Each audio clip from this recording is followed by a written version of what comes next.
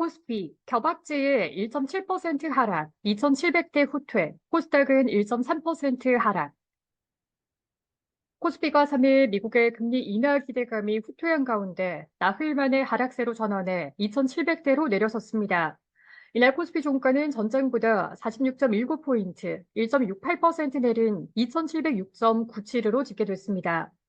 지수는 전장보다 22.48포인트, 0.82% 내린 2,730.68로 출발해 하락폭을 키웠습니다.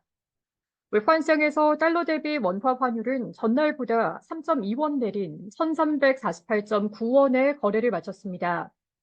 유가증권시장에서 외국인과 기관이 각각 2,720억 원, 6,747억 원을 순매도하며 지수를 끌어내렸습니다. 개인은 9,237억 원의 매수 우위를 보였습니다. 외국인은 지난달 25일 이후 7거래일 만에 매도 우위로 전환했습니다.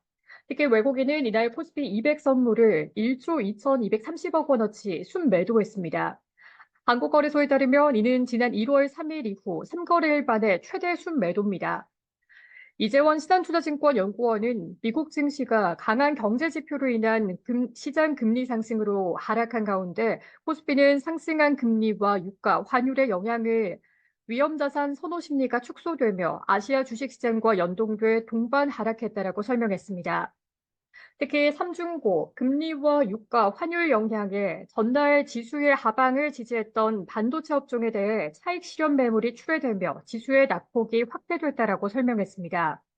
최근 발표된 3월의 제조업 구매관리자 지수 PMI가 시장의 예상치를 상회하고 연방준비은행 인사들의 매파적인 발언이 잇따르면서 미국의 금리 인하 기대감이 후퇴했습니다. 이에 더해 대만에서 규모 7 이상의 지진이 발생한 가운데 아시아 지역 증시가 일제히 약세를 보였습니다.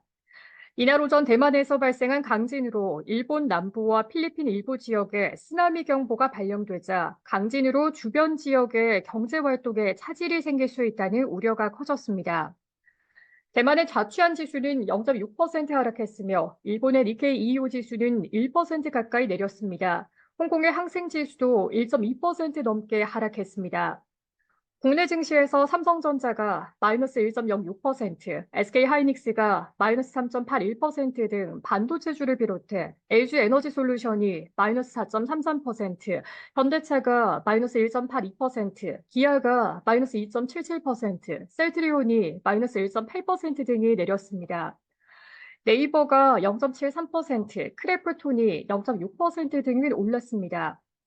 업종별로 보면 운수장비가 마이너스 2.33%, 전기전자가 마이너스 2.2%, 유통업이 마이너스 2.02%, 철강 및 금속이 마이너스 2.01% 등이 내렸습니다.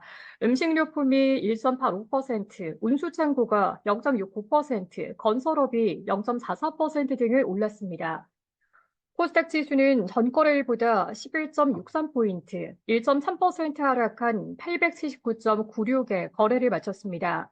지수는 전장보다 8.37포인트, 0.94% 내린 883.22로 출발해 낙폭을 키웠습니다. 코스닥 시장에서 외국인과 기관이 각각 459억 원, 1,563억 원을 순매도했습니다. 개인은 2,199억 원 매수 우위를 보였습니다.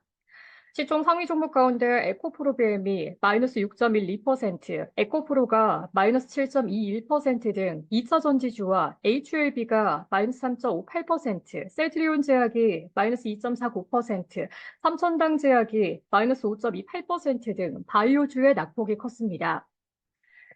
엔캠이 20.53%, 이오테크닉스가 9.06%, 큐젤이 4.12% 등을 올랐습니다.